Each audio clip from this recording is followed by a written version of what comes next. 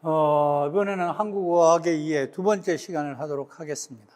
대학에서 이것을 전공하는 사람들을 보면은 이 한국어학을 일주일에 3시간씩 해서 한 학기를 공부하는 분량입니다. 그렇기 때문에 이것만 가지고는 여러분들이 도저히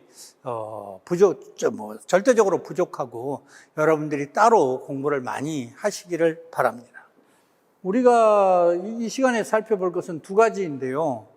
요 앞에서 우리가 살펴본 것은 유형적 특징. 다른 언어와 비교를 했을 때 한국어는 유형적으로 어떤 모습을 보이고 있는지, 그것과 함께 한국어 문장이 가지고 있는 특징에 대해서 살펴보았다면은, 두 번째로는 한국어 단어가 가지고 있는 어떤 특징, 단어의 어떤, 그러니까 조라고 이해를 해야 되겠죠. 그 워드 포메이션이라고 할 수가 있겠습니다. 그 다음에 또 하나는 조금 성격이 다릅니다. 한국 사람이 대화를 할 때 어떤 특징을 보이는지, 대화상 언어의, 대화 언어의 특징에 대해서 두 가지에 대해서 살펴보도록 하겠습니다. 첫째, 단어의 특징입니다. 언어별로 어떻습니까? 중국어에 있어서는 사랑한다, 사랑이라는 말이 사랑 애자를 이렇게 쓰겠죠? 사랑 애자를 이렇게 쓰면은 이게 명사도 되고 동사도 되느냐? 한번 여러분 생각해 보시기 바랍니다. 글자 모양이 안 변하고, 중국어 한자가 모양이 변할 이유가 없죠. 근데 영어를 이렇게 본다면은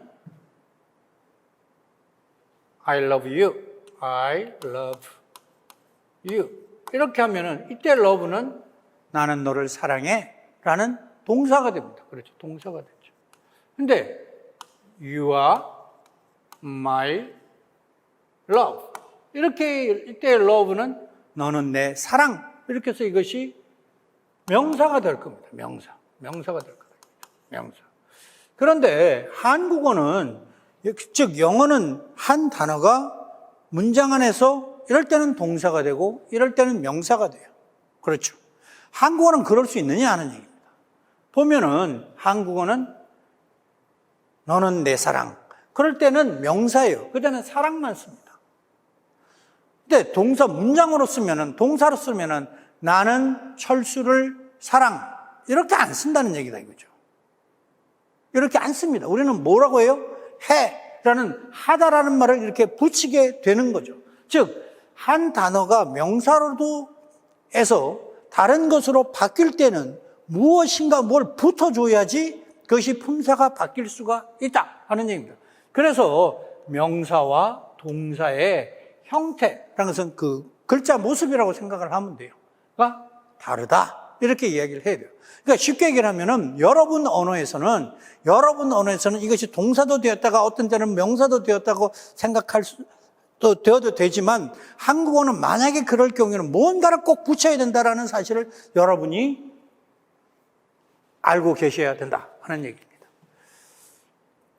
그 다음에 또 동사와 이렇게 형용사가 이렇게 있지 않습니까?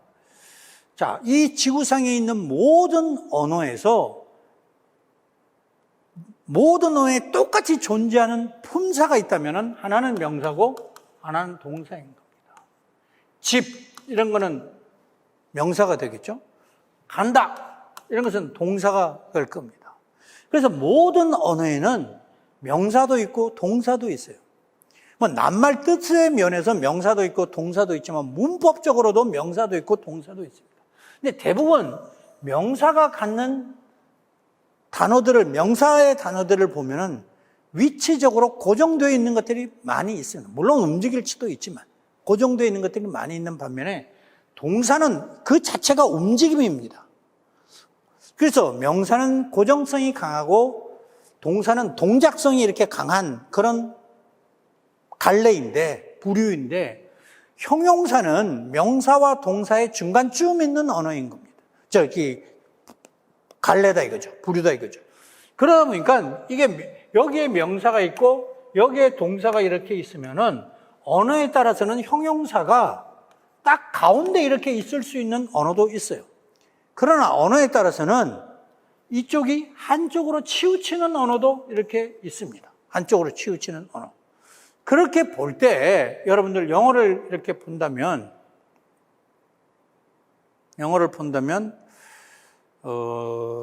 보세요. 영어에서 비동사를 teacher라는 translate라는 것은 명사입니다. 명사가 서술어인 경우에요. happy 이거는 빨간색으로 하면 안 되고 까만색으로 해야 되는데 요 happy는 형용사가 서술어가 된 경우입니다.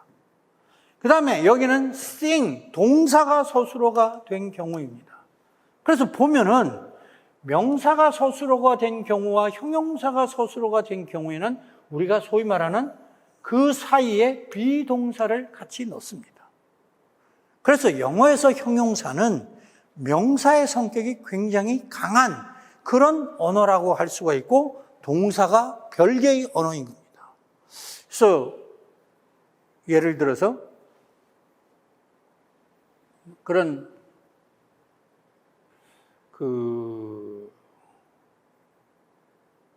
이런 영화가 있나요? Woman in Red. Red라는 말은 우리가 형용사로 알고 있어요. 빨간 이런 거죠. 근데 이 보면은 앞에 전치사가 있어요. 전치사 다음에 오는 것은 명사입니다. 그러니까 형용사가 명사로도 이렇게 쓰일 수 있는 거죠. 우리가 poor, 가난한 이런 겁니다. 여기다가 더를 이렇게 갖다 붙이면은 가난한 사람 해서 이렇게 명사가 되는 거예요. 근데 동사 같으면은 그냥 앞에다가 뭘 더를 붙이는 것이 아니라 명사로 만들어주는 사람을 나타내는 어떤 요소를 붙여야 그게 명사가 되는 그런 것들이 되는 거죠. 어쨌든 그렇습니다. 이게는 별개의 것이라고 이야기를 할 수가 있겠습니다. 근데 한국어를 보면은 한국어는 명사일 때는 이다와 같은 말을 붙입니다. 이다. 자, 여러분들 한국어를 배우는 사람, 특별히 영어권 사람들이 영어랑 좀 구별을 하기 위해서 그런 건데 굉장히 많이 틀리는 것 중에 하나가 한국 사람은 처음 한국어를 배우는 외국인은 친절한 입니다. 이렇게 쓰는 사람들이 많아요. 우리는 한국 사람은 친절합니다라고 해야 되는데 이상하게 영어권에서 온 사람들은 친절한입니다. 이렇게 써요. 왜? 영어에서 보면은 kind라는 말이 서술어가 되려면 어떻게 해야 돼요? 비동사가 있어야 돼요. 비동사. He is kind. 이렇게 돼야 된다 이거죠. 형용사가 서술어가 되니까 비동사가 있어야 되니까 비동사에 해당하는 한국어가 이다 라는 말에 의해서 그렇게 되는 거죠. 근데 한국어는 그런 언어가 아닙니다. 한국어는 하다, 공부하다, 행복하다, 공부하다 이런 것처럼 형용사는 동사의 성격을 많이 가지고 있는 그런 언어다. 오케이, 지금 제가 이렇게 설명을 했어요. 그럼 여러분들이 알았어, 이해를 해 이러지만 실상에서는 많이 이렇게 오류를 이렇게 범하게 되는 것이 현실입니다. 또 세 번째는 동사와 형용사는 반드시 어간 플러스 어미로 되어 있다. 한국어를 처음 배우는 중국 사람들은 예를 들어서 밥 먹어 할 때 먹자. 다음에 한국 사람으로서는 참 이해하기 어려운데 이 어자를 안 쓰는 경우가 굉장히 많습니다. 왜냐하면 중국에서는 쓸 일이 없고 사실 영어에서도 쓸 일이 없습니다. 전 세계 대부분의 언어에서는 eat 이거면 충분한 거예요. eat 먹다 이거면 된다 이거죠. 근데 한국어는 동사와 형용사가 반드시 어간과 어미로 구성되어 있다. 그래서 과자 여러분은 지금은 이제 그 고급 한국어를 구사하는 여러분들의 관점에서 보면은 전혀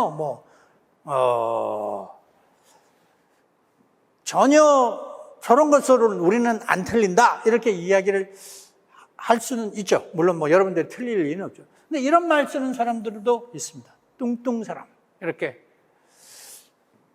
사람도 있어요. 그때는 반드시 뚱뚱한 사람, 어미가 있어야 된다는 사실. 그래서 물론 어간이 이렇게 모음으로 끝날 경우에는 앞에가 이렇게 모음으로 끝나는 경우에는 우리는 뒤에 나오는 어미를 이렇게 생략될 수도 있습니다. 가아가 가, 서어가 서 손 떼어가 떼 이런 식으로 될 수가 있습니다. 여러분도 뭐 다 아는 그런 이야기라는 거죠. 그런데 네 번째는 동사와 형용사의 차이. 이것이 이제 여러분들이 가장 많은 고급 학습자들도 오류를 범하는 겁니다. 여러분들도 굉장히 많이 틀릴 수 있습니다. 앞에서 보았던 것처럼 동사는 는다 또는 니은다를 이렇게 붙일 수 있습니다. 먹는다 하고 는다를 붙였죠. 잔다 하고 니은다를 붙였죠. 그러나 형용사에서는 덮는다 이런 말 없습니다. 바쁜다 이런 말 없습니다. 그런데 자, 그래서 문제는 여기에 있는 말 중에서 니은다를 붙일 수 없는 것과 붙일 수 있는 것을 여러분이 한번 구별을 해볼 필요가 있습니다. 여러분 생각에 깨끗하다는 깨끗한다 이런 말이 될까요? 한국 사람은 직관이 있기 때문에 저걸 틀리지 않아요. 그러나 여러분은 생각을 해봐야 되는 거죠. 왜냐하면 한국어는 문법 동사냐 형용사에 따라서 이게 달라지니까. 이거는 안 됩니다. 이거는 붙을 수 없어요. 깨끗한다란 말은 없습니다. 왜? 형용사니까. 일치하다는 어떻습니까? 일치하다는 이것과 저것은 일치하다라고 합니까? 일치한다라고 합니까? 일치한다. 얘는 되는 거예요. 훌륭한다? 안 됩니다. 얘는 안 됩니다. 이렇게 해서 여러분들이 한 번씩 해보시기를 바랍니다. 그런데 이거는 어때요?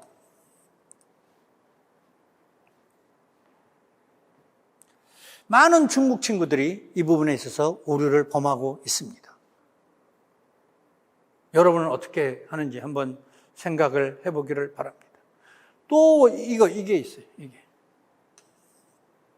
필요하다. 중국어에서는 필요하다는 동사입니까? 형용사입니까? 영어를 보면은 I need you 이렇게 되잖아요. 그러면은 need는 타동사입니다. 타동사. 그래서 많은 중국 친구들이 필요한다라고 얘기를 합니다. 영어권 하자도 마찬가지예요. 동사니까 목적어가 있는 타동사인데요. 중국어도 마찬가지잖아요.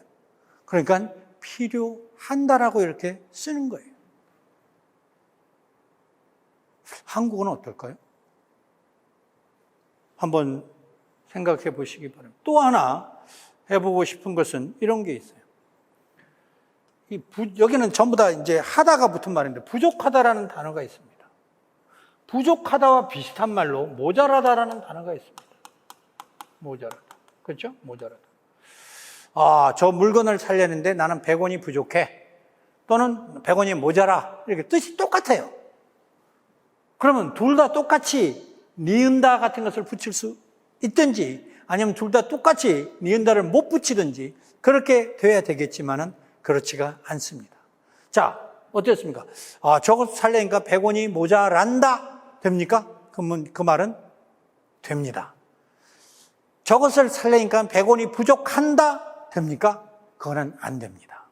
그러니까 중요한 것은 여러분의 언어에서의 품사와 한국어에 있어서의 품사가 다른 것들이 있다라는 것도 여러분이 이해를 하시기를 바랍니다. 통역을 하는데 한번 여러분 생각해 보세요. 한국 사람을 통역해 주는데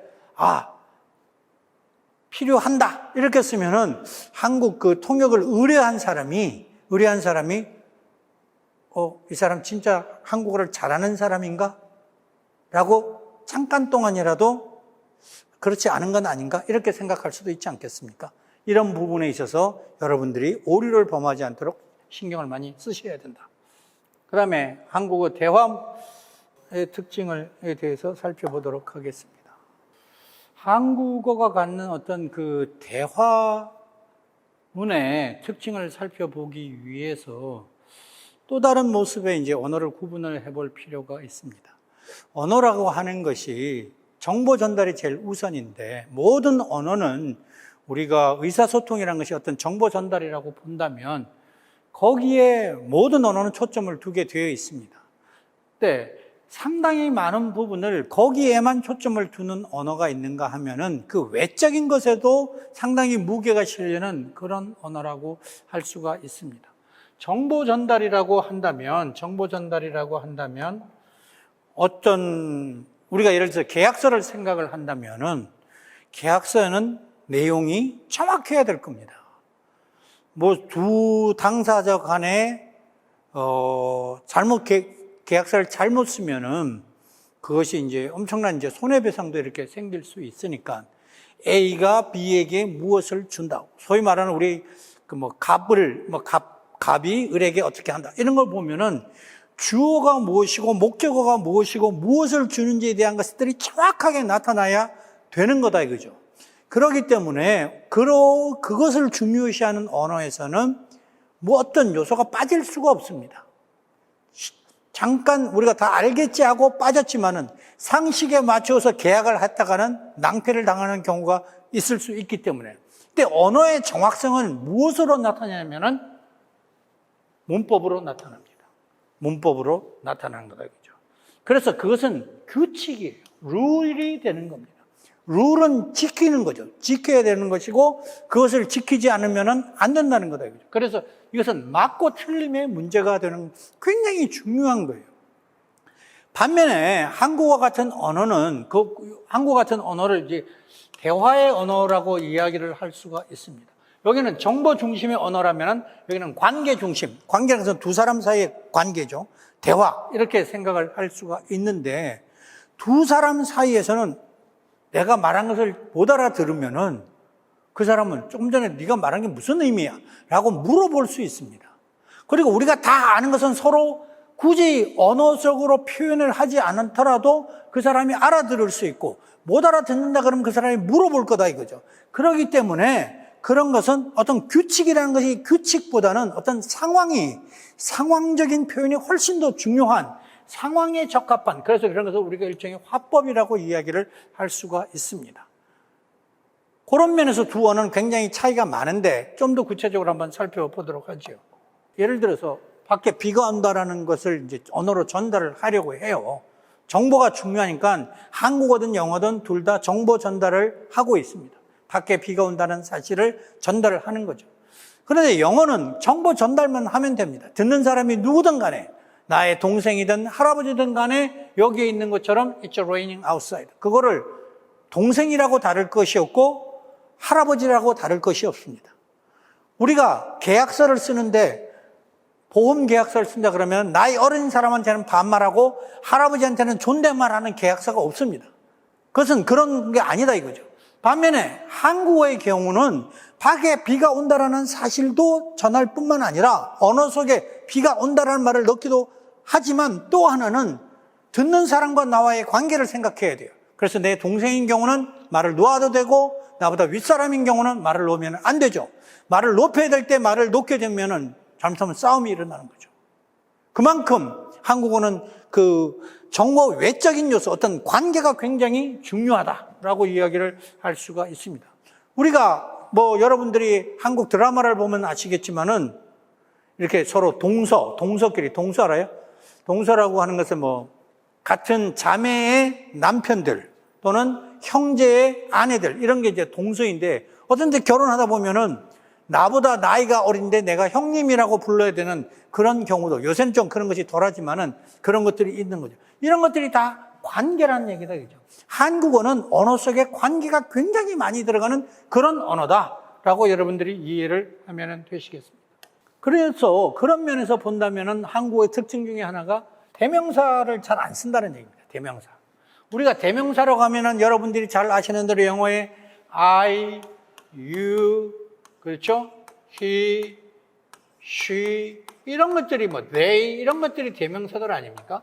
이런 것들이 대명사인데 영어에서는 여러분들 보면은 아버지한테도 you 이렇게 이야기를 합니다. 한국에서 아버지한테 you에 해당하는 말을 썼다가는 그건 뭐 살아남기가 어렵겠죠. 여기에 있는 것처럼 지금 할머니 얘기입니다. 할머니는 고향이 이북이십니다. 할머니는 함경도에서 태어나셔서 중학교를 마칠 때쯤 전쟁이 일어나서 남쪽으로 내려오셨습니다. 할머니는 어쩌고 저쩌고 할머니는 어쩌고 저쩌고 계속 할머니라고 씁니다. 우리는 단 한 번도 저기에 그녀는 이렇게 쓰지 않습니다. 한국어는 대명사를 안 쓰는 언어입니다. 절대로 여기에 여러분의 언어 같으면 어때요? 저 자리에 대명사를 씁니까 안 씁니까? 한번 생각을 해보시기를 바랍니다. 어쨌든 할머니는 한국어는 대명사를 안 쓰는 언어입니다. 왜 그러냐면은 대명사를 한번 생각해 보자. 동생이 있고 할머니는 할아버지가 계셔. 동생이 있어. 여동생이. 걔도 she야. 할머니가 있어. 대명사로 쓰면 할머니도 she야. 동생의 she는 소문자로 쓰고 할머니의 she는 대문자로 쓰고 뭐 그런 게 아니라는 겁니다. 말로 할 때는 대문자, 소문자도 없습니다. 그런 경우에 she는 성별에 따른 3인칭 그것만 있는 것이지 저기에는 동생의 she에는 어리다는 말의 의미가 들어가고 할머니의 she에는 높다라는 의미가 들어가는 것이 아니다 이거죠. 대명사라고 하는 것은 그 사람과 나와에 있어서 가치가 똑같다는 상대편에 있어서 차이가 없는 거예요. 왜냐하면 똑같은 she를 쓰고 똑같은 he를 쓰기 때문에 구별이 안 되는 거죠. 다르게 얘기를 해서 가치를 중립화시키는 것이 대명사인 겁니다. 글과 같은 언어에서는 그런 것들이 가능합니다. 그래서 우리는 갑은, 을은 어쩌고저쩌고 이렇게 되겠죠. 그런데 한국어는 그런 언어가 아니라는 얘기다 이거죠. 한국어 대화에 있어서는 상대편에 대해서 가치 중립이 없습니다. 우리가 상대편과 말을 놓을까 말까 이런 것도 고민을 해가면서 이렇게 생각을 해서 말을 놓았다 높였다 뭐 놓고 싶은데 또 뭐 조금 높였다가 낮췄다가 이렇게 가는 것인데 한국에서는 대화 상대사에 있어서 가치가 중립이 될 수가 없습니다.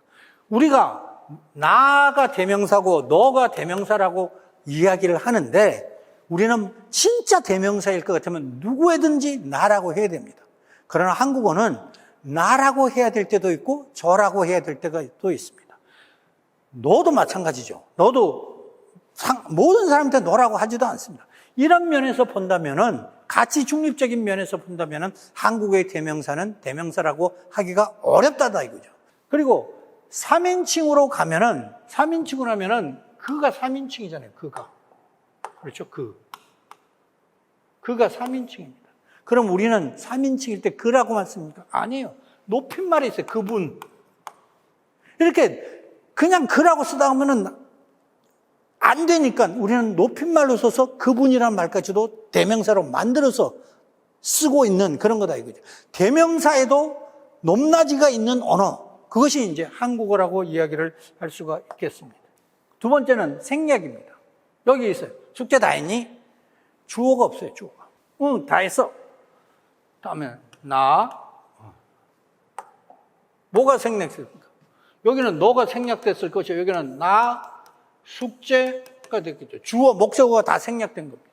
이렇게 본다면은 다 생략이 된 거예요. 문법적으로 본다면 지금 생략이라는 말은 문법적으로 본다면은 생략이라고 이야기를 할 수가 있습니다. 생략된 문장이다. 그러나 화법적인 관점에서 본다면은 생략이 아니라 없어도 충분한 그런 문장이다. 그런 말이다. 이렇게 이야기를 할 수가 있습니다. 따라서 한국에 있어서 문장에 의해서는 의무적인 것이 아니라 필요에 따라서 두기도 하고 필요에 따라서 빼기도 하는 그런 임의적이고 선택적인 거다. 이렇게 이야기를 할 수가 있겠습니다. 그래서 여기 있는 것처럼 상대방이 있는 자리에서 2인칭 주어는 불필요한 경우가 많다. 내가 말하는 사람이 주로 너니까. 대화 상대자 자리에 아는 내용을 굳이 발화에 넣을 이유가 없다. 불필요하거나 잉여적이기 때문에 사용하지 않는다. 주어나 목적어 등 모든 요소는 상황에 따라 안 쓸 수 있다. 이렇게 이야기를 할 수가 있겠죠. 그러니까 여기 있는 것처럼 필요에 따라 이렇게 쓰는 것이 되겠습니다. 여기 여러분들이 이 시를 알지는 모르겠는데요. 주위에 있는 한국 사람에게 한국에서 가장 유명한 시가 뭐야? 이렇게 물으면은 다 이 시를 알지는 못하더라도 김소월의 진달래꽃이라고는 것은 다 알 겁니다. 한국 사람은 다 누구나 김소월이라는 작가입니다. 1920년대 작가라고 생각을 하면 돼요. 지금부터 100년 전 분입니다. 100년 전의 시인데 아직까지도 한국 사람 머릿속에 모든 한국 사람은 중학교, 고등학교를 다니면서 이 시를 다 배웁니다. 읽어보면은 나보기가 역겨워 가실 때에는 말없이 고이 보내드리오리다. 영변의 약산 진달래꽃 아름다다 가실 길에 뿌리오리다. 가시는 걸음걸음 놓인 그 꽃을 사뿐히 찌려밟고 가시옵소서. 나보기가 역겨워 가실 때는 죽어도 아니 눈물 흘려오리다. 문학적으로 설명을 하면 한참이 되는데 오늘 이 얘기의 포인트는 이겁니다. 주어가 있느냐. 지금 제가 네모도 있고 마른 목골, 다이아몬드도 있고 그래요. 자, 가신다. 누가 갑니까? 내가 사랑하는 당신이 가신다면은 말없이 고이 보내 오리다라고 되어 있는 것은 겠습니다라는 뜻입니다. 드리겠습니다. 그러니까 대화체예요. 대화체. 말하는 거야. 상대편은 지금 이 자리에 없지만은 내가 그 사람의 들으라는 식으로 제가 이야기를 하고 있는 겁니다. 고이 보내드리겠습니다. 누가? 내가. 당신이 내가 싫어서 가신다면은 나는 당신을 고이 보내드리겠습니다. 여기에 주어가 없습니다. 영변의 약산 진달래꽃, 이 부분은 여러분 이제 문학적으로 한번 살펴볼 필요가 있어요. 번역을 하거나 이런 분들은 이런 것들을 좀 알아둘 필요가 있습니다. 다르게 표현하면은 서울에 있는 남산이라고 생각을 해도 돼요. 그러니까 평안도에 있는 영변 지역에 있는 약산, 이렇게 산이, 남산 이러듯이 거기에 있는 진달래꽃. 그러니까 쉽게 하면 옛날 1920년대니까 이 젊은 남녀가 영변에 있는 서울에 있는 남산에서 굉장히 이렇게 시간을 많이 보낸 거죠, 둘이. 그러니까 추억이 많은 곳입니다. 특별히 진달래꽃, 더군다나 그럴 수 있습니다. 거기에 아름 따다가 누가 그 꽃을 딴다는 거예요? 내가 따는 거예요, 내가. 따다가 가실 길에 누가 가십니까? 당신이 가시는 길에 오리다가 겠습니다 그랬잖아요. 뿌리겠습니다. 누가 뿌려? 내가 뿌린 거예요. 주어는 하나도 없습니다. 가시는 걸음 여기도 없고 가시옵소서 할 때 주어가 없습니다. 나보기가 역겨워 가실 때 주어 없고 흘릴 겁니다 하는데도 주어는 없습니다. 주어가 하나도 없어도 되는 저런 시, 이것이 이게 성격을 보면은 오리다, 옵소서, 오리다, 이런 것은 대화체 문장인 거예요. 대화체. 이런 문장에서는 주어가 없어도 됩니다. 물론 한국 시의 다른 시에 보면은 주어가 나타나 있는 시들이 있습니다. 그것은 대화체 문장이 아닐 가능성이 굉장히 높습니다. 그런 것들을 본다면은 한국어는 기본적으로 대화를 중심으로 이루어진 언어다. 이렇게 여러분들이 이해를 하시는 거죠. 그러나 우리가 신문 기사를 쓴다든지 대학생들에서 논문을 쓴다든지 그럴 때는 다시 정보 중심의 언어로 들어가야 되는 거예요. 즉 한국어는 정보 중심의 언어가 필요한 경우가 있고 그 다음에 대화 중심의 언어가 필요한 경우가 있는 거다. 이 두 개를 넘나들 수 있는 드는 언어, 그것이 한국어다. 여러분이 그렇게 이해를 하시면 되겠습니다. 마지막입니다. 틀린 부분을 수정해 봐야 되는 거예요. 내 친구는 똑똑 학생이에요. 여러분 잘 알겠죠? 저기는 뭔가 붙어야 되겠죠? 집에 가서 이렇게 여러분들 이야기를 합니까? 3번, 예상보다 공사 비용이 많이 들어서 가지고 있는 돈이 부족한다. 이거 아까도 나와서 설명을 했던 겁니다. 어떤 것이 답인지 여러분들은 금방 알 수가 있겠죠?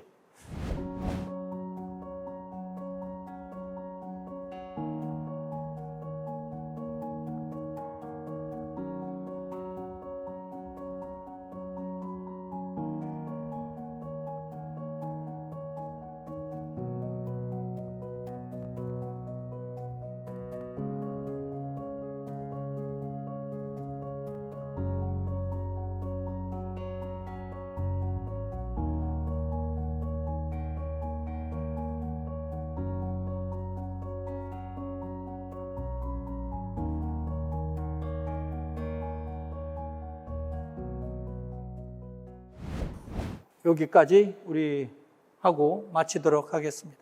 오늘 여러분들 수고 많으셨습니다. 고맙습니다.